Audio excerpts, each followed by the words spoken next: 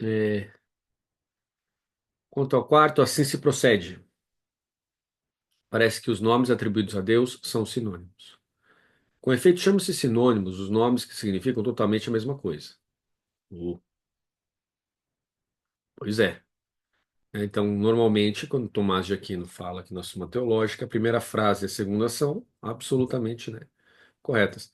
Mas nesse caso, acho que me parece que talvez seja só a primeira. Vamos ver. Com efeito, chamamos sinônimos os nomes que significam totalmente a mesma coisa. Ora, os nomes atribuídos a Deus significam totalmente a mesma coisa em Deus. Aham, aqui, ó, em Deus. Porque a bondade de Deus é sua essência e igualmente a sabedoria, etc. Ou seja, todos os atributos de Deus coincidem com a essência de Deus, coisa que com a gente não é a mesma coisa.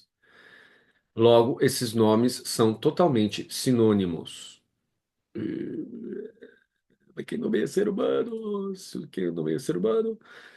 O ser humano tem percepções diferentes. É analogia para ser humano, analogia para Deus, acho que não funciona muito bem, mas vamos ver como é que vai funcionar isso. Dois, além disso, se afirmasse que esses nomes significam a mesma coisa na realidade, que na realidade humana, né? Porque se fosse na realidade divina, daí como é que o cara vai fazer até, não consegue nem fazer a afirmação, né? Então, na realidade humana, mas segundo razões diversas, podemos objetar, ou seja, podemos, né, dizer não. Uma razão a que nada corresponde, na realidade, é uma razão vazia, certo? O que ele quer dizer com razão vazia, que nada corresponde na realidade? É, vamos dar um exemplo aqui de uma ideia que não corresponde, mas não é uma razão, mas é uma ideia. Se a gente tem uma ideia, né, palavras não chegam tão longe. Então, para a gente ter uma certa noção, uma ideia é um rinoceronte com asas de águia e pés de macaco, entendeu? Um negócio que você fala aqui, então, não corresponde a nada na realidade. Qual a realidade? A sua imaginação está valendo, mas na realidade não está valendo. Mas se está na sua imaginação, na realidade, como é que fica? Então aqui a gente tem que lembrar que a realidade é a realidade externa, né? Trata-se de daquilo que a gente chama dentro da filosofia de realismo. Realismo significa que os objetos existem objetivamente do seu próprio modo e que não fazem parte totalmente da minha mente, ok? Então, um pouco diferente da escola budista Yogacara, por exemplo, que fala que tudo é absolutamente mental e todas as coisas que existem, na verdade, são matrizes mentais. É uma interpretação possível daquilo que está lá, né? Não é a melhor, mas várias escolas chinesas e japonesas parecem gostar dessa interpretação, tá bom? Então, não necessariamente tem a ver com os textos indianos que interpretam, não interpretam exatamente assim, mas China e Japão, várias escolas, talvez Coreia também, não sei, porque eu não leio coreano. Na parte chinesa, eu só leio chinês clássico, então dá para pegar alguma coisa que está que tá lá no Japão. Na Coreia também dá, mas quando começa a aparecer coreano mesmo, sabe? Aquelas letras com bolinhas, que dizem que é chinês antigo, antes da unificação chinesa, não dá para entender nada daquilo que está lá, entendeu? Eu vejo bolinhas, igual vocês, bolinhas com tracinhos. De vez em quando dá a impressão que são robozinhos que estão andando assim, entendeu? Que preconceito, né? Pois é. Então, vamos continuar aqui antes que eu continue falando bobagem.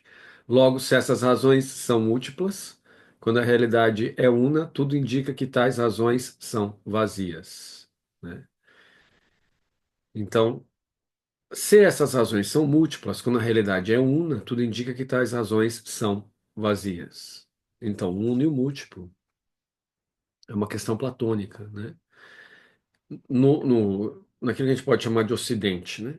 Agora, no Oriente, sem prejuízo algum, tá bom? Então, o Ocidente e o Oriente aqui é equiparável. Nem sempre na literatura é equiparável. Normalmente usa a palavra Ocidente para dizer de alguma coisa que é superior, em função de uma perspectiva do cristianismo, enquanto que o Oriente seria inferior, porque o cristianismo não se desenvolveu lá. Quanta bobagem. Por quê? Nós temos cristianismo no Oriente também, então teria que ser necessariamente equivalente já de cara, mas então que cristianismo é esse que imputa condições estranhas como essas? É um cristianismo ligado uma- um, um fundamento inglês, né? Do século XVIII, que olha para o mundo a partir do domínio econômico, capitalista ou político, capitalista daquela época. Hoje o capitalismo é muito pior. O socialismo é a solução? Não, vários problemas. Então, o que que a gente tem? A gente não tem solução não para isso aí, né? Pelo menos na minha percepção não tem, né? Então, logo, se essas razões são múltiplas, quando a realidade é una, tudo indica que tais razões são vazias.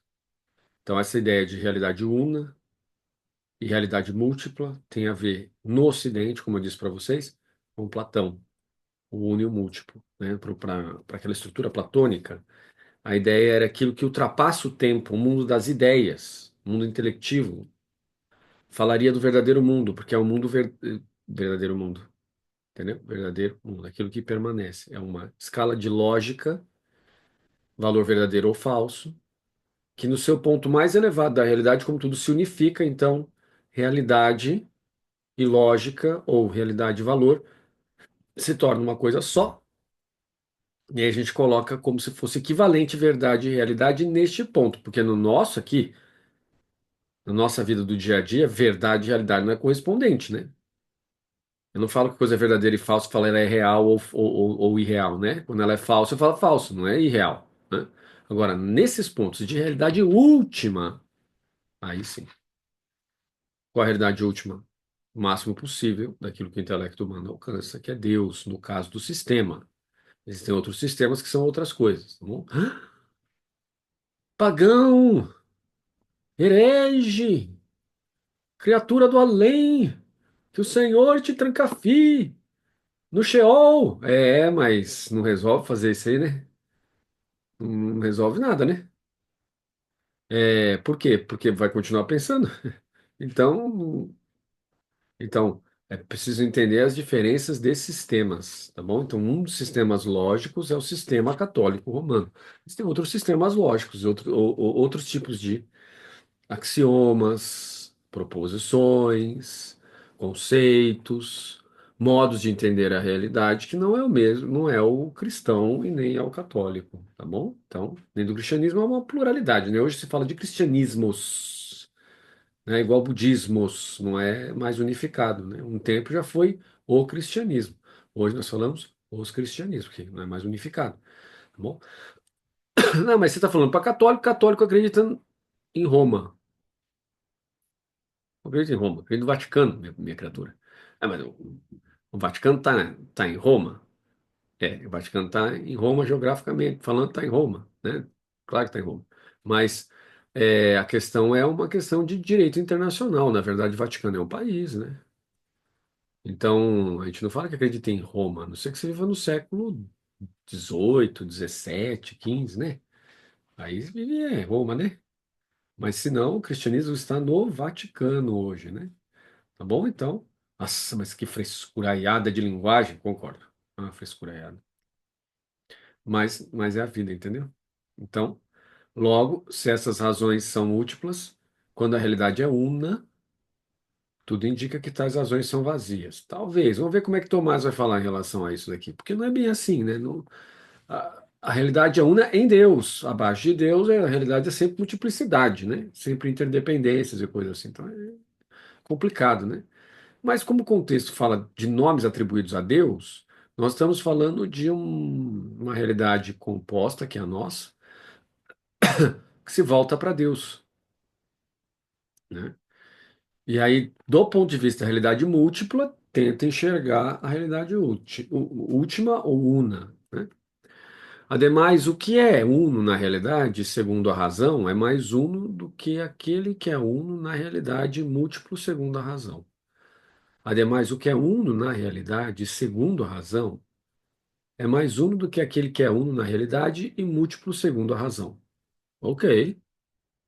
O que ele está dizendo aqui é se você diz, se você entende a realidade e diz assim algo que é único sobre ela, então isso é mais ligado ao uno do que ao múltiplo, enquanto que você pode olhar a realidade como una, mas dizer ter várias perspectivas sobre ela, né? Daí você tem o múltiplo segundo a razão. tá bom? Então, bem tranquilo isso aqui. Ora, Deus é ao máximo uno. Logo, parece que ele não seja uno na realidade múltiplo segundo a razão. Assim, os nomes atribuídos a Deus não significam razões diversas, são, pois, sinônimos. Talvez, mas não é assim que a gente capta, né? Agora, a questão do uno e múltiplo no budismo, de Nalanda, que não é a instituição que tem aqui no Brasil, do Ricardo Sasaki, é, do professor Ricardo Sasaki, que é um psicólogo muito bom, que tem um instituto que chama Instituto Nalanda, em Minas Gerais, se não salvo engano, não lembro o lugar exatamente, geográfico da coisa. Mas não é isso que eu estou falando, hein? Eu estou falando budismo de Nalanda, da Universidade de Nalanda, na Índia, que deixa de existir no século IX ou século X, um negócio assim, salvo engano. Certo? Você tem que entender que uma pessoa que é ruim de data sou eu, entendeu? Nossa, lembrar a data com precisão, rapaz, tem que pegar meu caderninho para olhar, né? De cabeça, errar a data é comigo. É até a data de aniversário de mim mesmo, entendeu? Então você já imagina, né? Ontem foi meu aniversário, esqueci, né? Então você já imagina, né? Falar de data para mim é terrível. Mas é o que temos para hoje. Então, né? Às vezes você não gosta de comer bife com arroz e feijão. O que tem para hoje é arroz, feijão e salada, entendeu? Tipo, alfacinho, uma cebolinha em cima, é o que tem, entendeu? Então, aguenta aí, tem que comer, tá bom? Então, aí, ó. Assim, os nomes atribuídos a Deus não significam razões diversas. Mas você estava falando de Nalanda. Nalanda, portanto, era uma universidade na Índia, que começa no século II depois de Cristo e vai até o século 9, 10, mais ou menos, salvo engano, como eu disse para vocês. E produz muitos textos, muitos tratados e coisas assim, e um dos focos principais é a teoria da realidade última budista. Essa teoria leva em consideração também o uno e o múltiplo. Só a realidade última é una. Todas as outras demais realidades são realidades múltiplas. Nesse ponto, você tem um diálogo possível entre realidade última, Deus, e realidade última budista, a vacuidade. No entanto, é só uma questão de nome, né? Porque a realidade última budista, ela não é personificada, não é criadora, ok? Eu até coloquei um videozinho no meu Facebook, o Dalai Lama falando a mesma coisa que eu. Não sei se você olhou, falando propaganda no meu Facebook, você sabe, né? Uma propaganda velada, para você ficar entrando lá. Já estou com 4.800 lá, pessoas no meu Facebook, entendeu? Pena que não monetiza, porque já pensou, eu ia ganhar dinheiro, porque eu ia chegar no máximo, mas aí não ganha dinheiro nenhum, capitalista maldito. Pois é. Aí, é, só que chineses são socialistas e pensam mais em dinheiro, 10 mil vezes mais dinheiro do que eu. Então, como é que fica esse negócio de capitalismo e dinheiro e socialismo, né? Fica uma coisa meio esquisita, né? Professor, por que você está atacando tanto socialista assim? Eu não estou atacando ninguém. Tá atacando capitalista também. Eu ataco todo mundo, sabe por quê? Por quê? Ah, porque sim. Porque é interessante ficar falando essas coisas assim, entendeu? Prende a atenção das pessoas. E aí as pessoas entram no canal do YouTube. E aí as pessoas se inscrevem no canal do YouTube da Associação Buda. E aí pronto, entendeu? Professor, você comeu alguma coisa muito louca hoje de manhã. Pois é, para comer um bolinho chinês, por isso que eu fiquei desse jeito. Eu falei, faz mal, você come, você fica muito doido, né? Ah, é. Então, continuando, ó. Assim, os nomes atribuídos a Deus não significam razões diversas, são pois sinônimos. Mas toda a realidade budista, realidade última, é a vacuidade? Não. Mais para o final ali do século, salvo engano, de novo, século XVI, não sei, não lembro direito, porque eu não sou assim, um ser especialista no budismo japonês, entendeu? Mas lá para o século XVI, XVII, não lembro qual era, que o Japão é uma coisa complicada, era Meiji, era não sei o que, era não sei o que lá, você fala, que tem tanta era, rapaz? Os caras vão botando era para todo lado, atualmente eu nem sei qual que é a era, só que tem atualmente, tem o nome de era lá também. É, Yoshi, não sei se o Yoshi sabe isso aí, mas aí também não sabe. Pois é, eu acho quer dizer, isso que eu também tenho ascendência japonesa, não consigo lembrar. Tem que estudar mais, porque eu sempre fico meio confuso com as datações. Mas então, como eu disse, data comigo é um problema sério. Mas aí eu tô vendo a sua mente. Eu sei que você está olhando para mim e falando assim, nossa, que fraquinho, não consegue nem lembrar a data. Então reza por mim, criatura do além. Fica reclamando dessas coisas. Pede para Deus me dar o dom da memória, assim. Fica reclamando, Deus te dá, Deus não me dá. E daí depois você fica falando essas coisas por dentro aí que eu sei, tá bom? Deus tá vendo, viu? Vou mandar uma fotinho do Henri Cristo pra você. Eu vi o que você pensou. É, ele apontando o dedo assim, ó. É, vai. Deus é ao máximo uno. Logo, parece que ele não seja uno na realidade, múltiplo segundo a razão. Assim, os nomes atribuídos a Deus não significam razões diversas. São, pois, sinônimos. Esses sinônimos é muito complicado de falar isso, porque a gente usa multiplicidade para falar de uma unicidade.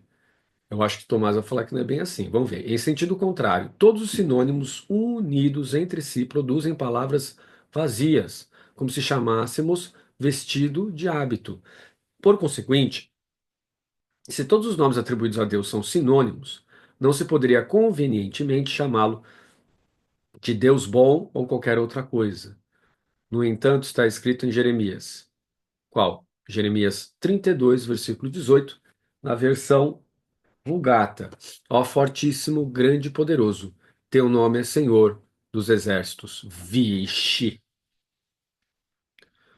Estou falando de Uno, coisa mais abstrata possível, e desde que de repente nós temos o Senhor Deus da guerra, Adonai Sabaote. Meu, o que estamos falando? Saímos do campo da ontologia e partimos para o campo da política. Política militar ainda. Como é que a gente faz isso? Não é bem isso que o Tomás está querendo dizer. Olha lá, vamos lá. Não poderia convenientemente chamá-lo de Deus bom ou qualquer outra coisa. No entanto, está escrito em Jeremias: Ó Fortíssimo, grande e poderoso, teu nome é Senhor dos Exércitos. O que está por baixo disso é a correspondência, a teoria da correspondência. Para eu atribuir alguma coisa a Deus, tem que corresponder, de fato, à essência de Deus. Como a gente não capta a essência de Deus de maneira direta, só de maneira indireta, todos os nomes que a gente pode atribuir a Deus, desde que estejam qualificados numa bondade, numa finalidade, numa causa eficiente e assim por diante. E você sabe quando o cara fala assim por diante, porque ele não lembra, entendeu? O que mais que ele tinha que falar? Tô descortinando a verdade para vocês. Quando o cara fala assim por diante, que ele não lembra. Então você tem que dar um desconto, tá bom? Então quando você escuta o professor universitário falando assim por diante, é porque ele não lembra. Pelo menos no meu caso, não lembra. Então você tem que ficar assim, sabe, com perdão, assim, da coisa, com o coração compassivo em relação à pessoa aqui, entendeu? Não vai pegar pesado, hein? Então, entanto está escrito em Jeremias: Ó fortíssimo, grande e poderoso, teu nome é Senhor dos Exércitos. Ué, mas Senhor dos Exércitos ainda? Agora vamos ver. Respondo: esses nomes atribuídos a Deus não são sinônimos. Não são sinônimos, não são sinônimos. Seria fácil verificá-lo se disséssemos que tais nomes foram introduzidos para negar ou para afirmar uma relação de causalidade entre Deus e suas criaturas. Assim seriam diversas as razões desses nomes, correspondentes ao que foi negado ou aos efeitos afirmados. Mas, conforme foi explicado, esses nomes significam a substância divina. Substância divina. Ainda que imperfeitamente, e assim fica inteiramente claro do que precede que eles têm razões diversas.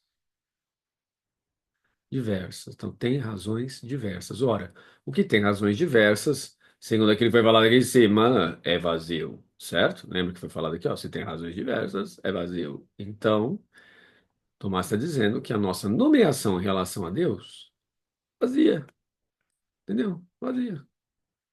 Não corresponde exatamente à substância divina, à essência divina. A razão que o nome significa é o que o intelecto concebe da realidade significada pelo nome. É que o intelecto concebe da realidade significada pelo nome. Ó, o intelecto humano consegue gerar algo da realidade que a gente consegue nomear, que a gente consegue dar conta, que a razão natural nossa dá conta.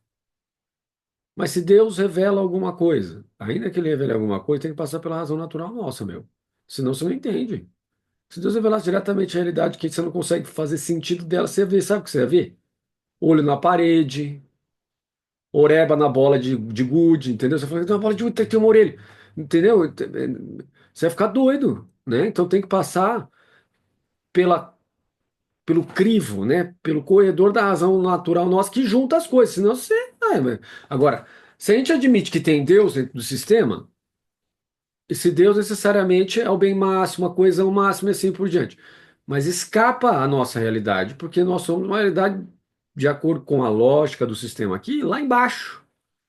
Você tem, assim, na hierarquia celeste, os serafins, os querubins, os tronos.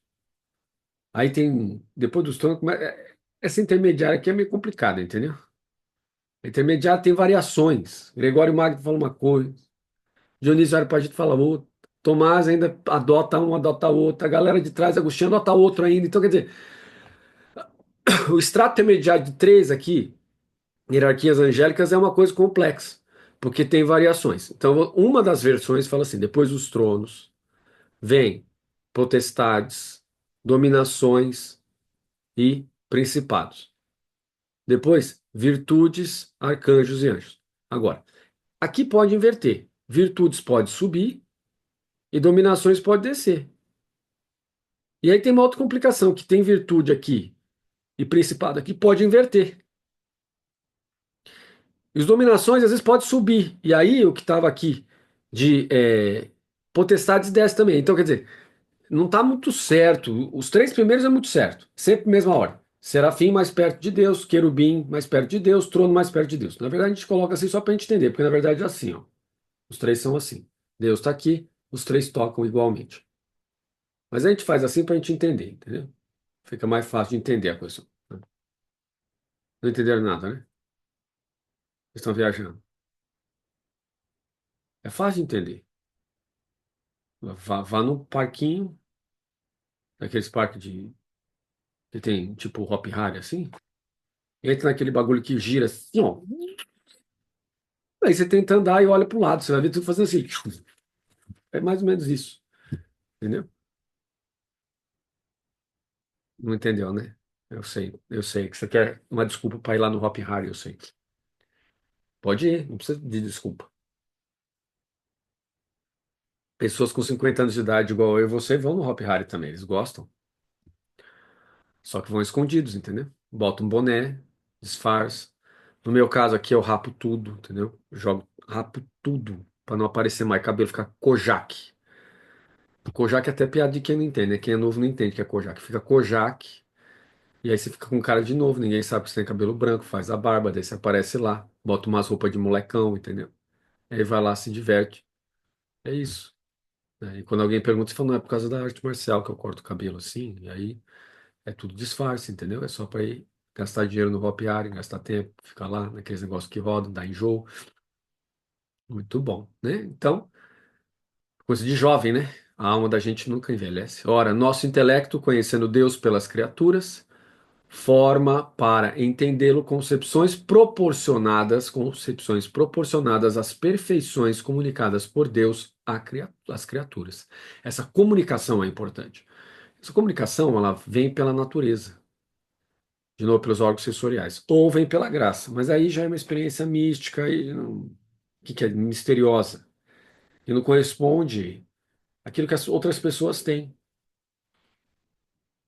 As pessoas têm muita imaginação. Muitas vezes a pessoa mesmo falando com ela mesma, mas ela acha que é Deus falando com ela, entendeu? É uma das coisas que você pode fazer é tentar controlar. Agora, se as vozes começarem a falar com você sem controle, você precisa fazer teste antes de apresentar para você o que é Deus. Procure por um médico. Vá ao psiquiatra, vá ao psicólogo, veja se essas vozes são Deus mesmo. Porque normalmente é algum tipo de distúrbio de função cerebral. Né? Aí a pessoa acha que é Deus, e daqui a pouco Deus fala assim: entra naquela loja ali e compra 10 celulares e dê tudo para os pobres. Aí o cara vai, compra o celular, dá para o pobre fala: como é que eu vou usar, filho? Você não comprou o chip. Aí o pobre vai lá e vende na Santa Ifigênia, entendeu? Seu celular que você deu para ele. Deus mandou você dar? Deus mandou nada. Isso é viagem, né? Ah, mas isso não acontece. Acontece sim. Aconteceu com você, professor? Não. Ainda bem, mas poderia acontecer, né? Você ouve vozes? Não, a não ser eu mesmo reclamando comigo mesmo.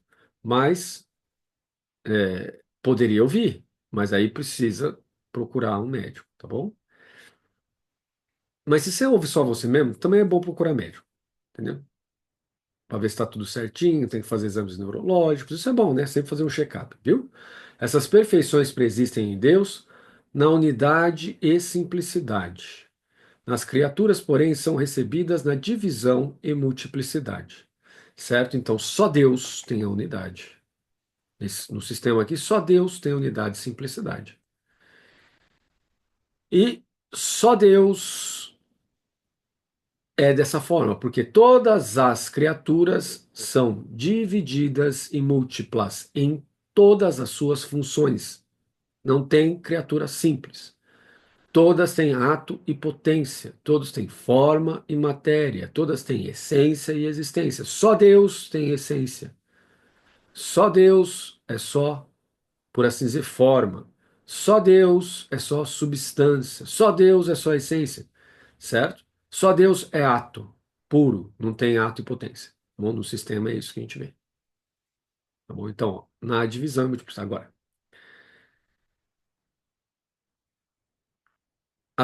mas e um budismo? Vacuidade, realidade última, é una e simples? Olha, é una, mas simples não é. A verdade última budista não é simplicidade. Por quê? Porque dentro dela surge todas as multiplicidades. Então, a vacuidade como possibilidade de interconectividade das coisas ou auto-organização, ela é múltipla. Então, não está dentro da categoria divina. Tá bom? Então, saiba que Nirvana ou Paramartha Satya, Nirvana, realidade última, Moksha, não está fora do alcance da razão natural. Por quê? Porque, embora ela seja una, enquanto que a atribuição de valor lógico, na sua existência ontológica, ela é múltipla. Bom, então, as perfeições diversas das criaturas. Entendi nada do que você falou, professor. Então, assista minhas aulas anteriores, entendeu? Porque eu não vou ficar aqui explicando o que eu falei, não, meu filho. Nós já estamos para mais de 100 aulas, meu. Tem que olhar lá, tá bom? Então, não é isso? Estamos para mais de 100 aulas, então? Se considerar desde o começo? É, mais de 100 já. As perfeições diversas das criaturas correspondem a um único princípio simples, representado pelas muitas perfeições das criaturas de maneira variada e múltipla. Do mesmo modo, as concepções múltiplas e diversas de nosso intelecto correspondem a algo uno totalmente simples, apreendido de modo imperfeito por meio dessas concepções. Olha lá, aqui nós temos uma teoria do conhecimento em Tomás de Aquino. As perfeições diversas das criaturas correspondem a um único princípio simples, no que diz respeito à causa eficiente, Deus, representado pelas muitas perfeições das criaturas de maneira variada e múltipla. O que quer dizer com muitas perfeições? São as características, tá bom? Muitas características que permanecem, daí a ideia de perfactum, algo que permanece no tempo, mas que não muda, mas tá lá, entendeu? Uma pedra é pedra, eu fico olhando para ela, continua pedra. Pássaro é pássaro, eu abstrai, aquelas características que permanecem neles são as tal das perfeições. Seres humanos são seres humanos, né? Então, as perfeições das criaturas de maneiras variadas, variada e múltipla. Do mesmo modo, as concepções múltiplas e diversas de nosso intelecto correspondem a algo uno totalmente simples. O que é esse uno totalmente simples? Está falando de novo da finalidade, da teleologia do nosso intelecto, que é Deus. Só Deus é totalmente simples. Então, se a Nayara e o Yoshi estiverem lendo um treco chamado blá, blá, blá, blá, totalmente simples, nesse sistema aqui está falando de Deus. Nunca está falando do ser humano. O ser humano nunca é totalmente simples. Beleza? Tranquilo. Então, segue-se que os nomes atribuídos a Deus, ainda que signifiquem uma única coisa, não são sinônimos, porque a significam segundo razões múltiplas e diversas. Segue-se que os nomes atribuídos a Deus, ainda que signifiquem uma única coisa, não são sinônimos porque as significam segundo razões múltiplas e diversas, certo? Agora vamos lá, quanto ao primeiro. Pelo exposto está clara a resposta, pois chamam-se sinônimos os nomes que exprimem uma única realidade segundo uma única razão. Segundo uma única realidade, segundo uma única razão. Mas isso não quer dizer que seja exato que coincida com a essência de Deus, né? Os nomes que significam razões diversas de uma só coisa não significam primeiramente por si uma única coisa, pois, como foi explicado, o nome não significa coisa, senão por intermédio da concepção do intelecto. Aqui, ó. Aqui, ó. Por intermédio da concepção do intelecto. Foi o que eu falei para vocês. Aí tem uma questão de união na multiplicidade, como ele explicou aqui. Existem as perfeições das criaturas, a gente capta, a gente junta, a gente abstrai, e depois chega numa tentativa de falar de. Mas diz alguma coisa da essência, mas não abarca toda a essência. Diz alguma coisa da substância que é Deus, mas não abarca toda a substância que é Deus. Quanto ao segundo, deve-se dizer que as razões múltiplas desse nome não são inúteis e vazias, pois todas correspondem a uma realidade unissimples, representada por elas de modo múltiplo e imperfeito. Olha lá. Representada por elas de modo múltiplo e imperfeito. O que isso tem a ver com o budismo? Nada. Que nada? Não, a não ser o processo do intelecto, da epistemologia ligada aqui dentro, né? A gente pode dizer assim, da teoria de conhecimento que está aqui dentro, que é muito semelhante. Se não é coincidente, é muito semelhante, né? Então aqui não tem muito problema, não, porque trata-se de um realismo. Então, pelo menos para a escola Madhyamaka, que é a escola do século II depois de Cristo de Nagarjuna, que é aquela de um dos meus mestres, que é o Dalai Lama, que é aquela que eu me filio também, embora goste muito da escola Yogacara, que é aquela que mais dominou o cenário religioso, político-filosófico da China, do Tibete, que até 1914, salvo engano, era vassalo da China, ou seja, uma região chinesa. Em 1914, você tem três países que falam que ele é independente. Depois, mais para baixo, 1924, se não me engano, também. Ou não sei se é 1918, 1924. Você tem só um que é a Inglaterra, né? Então, nós temos aí uma questão bem complicada de dizer que o Tibete não é China. Agora, culturalmente falando, em termos de língua, em termos de escrita, de língua escrita e língua falada, não tem nada a ver com a China. Não tem. É outra coisa, outro sistema. Não tem a ver com o chinês. Sob esse aspecto, a gente consegue dizer que, de fato, não é China. Mas sobre os demais aspectos de política e sociedade e cultura, dificilmente você consegue dizer que não é China. Ah, você é um agente do governo chinês, você está defendendo. E eu não estou defendendo o governo chinês. E, olha, para falar a verdade, pensou se eu fosse, eu ia ganhar dinheiro falando essas coisas, né? Capitalista, maldito. Mas ia ganhar um dinheiro, hein? Ia ganhar dinheiro, mamon, pois é. Né? Mas ia ser pago para isso, né? Mas não sou. Agora. Se fosse, falaria. Não, mas se fosse agente secreto, você não falaria isso. Agora que você começa com a teoria da conspiração, entendeu? Pensa bem, daqui a pouco você tá parando lá num psiquiatra tomando bolinha, se você começar com isso aí, né? É ou não é? Começa a pensar muito em teoria da conspiração, você vai ver onde você vai parar. Quanto ao terceiro, deve-se dizer que faz parte da. Mas o que você ia falar do Tibete? Então, o Dalai Lama é um proponente da Madhyamaka, Lama Tsongkhapa também, a tradição Gelugpa também. E eu me considero alguém que gosta da tradição Madhyamaka, mais do que a tradição Yogacara. Por isso eu estou lá dentro, tá bom? Então, na China, para vocês terem uma ideia, Chuanzang foi no século VII até Nalanda, em função do tratado Yogacarya Bhumi, né, para resolver as querelas, as disputas filosóficas que existiam no tempo dele, que só poderiam ser resolvidas dentro do tratado Yogacarya Bhumi, é um tratado gigantesco, que foi escrito pelo Asanga no século V DC e que não estava na China até no tempo dele. Ele vai lá, ele pega, ele traduz e aí começa a resolver disputas a partir de uma teologia natural que tem como autoridade o texto de Asanga Yogacarya Bhumi,